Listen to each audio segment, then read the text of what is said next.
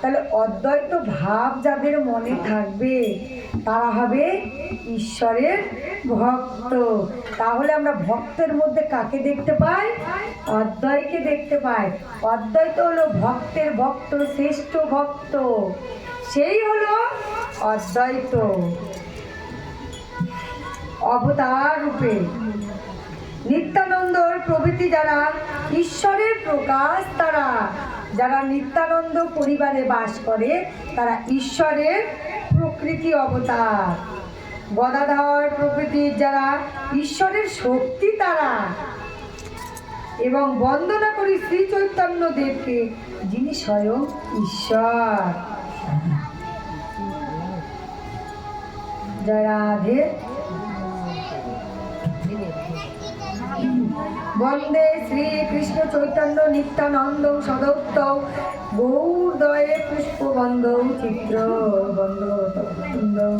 অর্থাৎ গৌর দেশে একই কালে আবির্ভূত হয়েছেন শ্রী চৈতন্য নিত্যানন্দ। উদয়গিরিতে একই কালে উদিত সূর্যচন্দ্রের মতোই আশ্চর্য এদের আবির্ভাব। সূর্যচন্দ্রই মতো এরা কল্যাণকে এনেছেন, অন্ধকারকে নাশ করেছেন।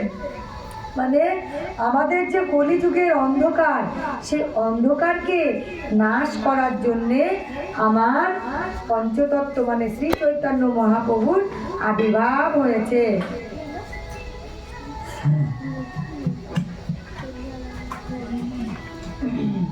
তৎপশ্য তদুভা যা আত্মতাজ পুরুষৈতি স্বয়ং বিভত।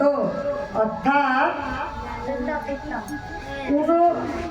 উপনিষদ যিনি অদ্বৈত ব্রহ্ম, তিনি এরই অন্ধক্রান্তি। যোগ শাস্ত্রে যিনি অন্তত্বগ্রামী আত্মা, তিনি এরই আংশিক বিভূতি। এমনকি সরৈষময় ভগবান যিনি, তিনিও এরই স্বরূপ। সুতরাং কৃষ্ণরূপ চৈতন্য থেকে পরম তত্ত্ব আর কিছু নেই। আমাদের এই কলিযুগে কৃষ্ণ তত্ত্ব ছাড়া আর কিছু নেই। ওই জন্য মায়েরা সবাই বলছে গুরু বন্দনা,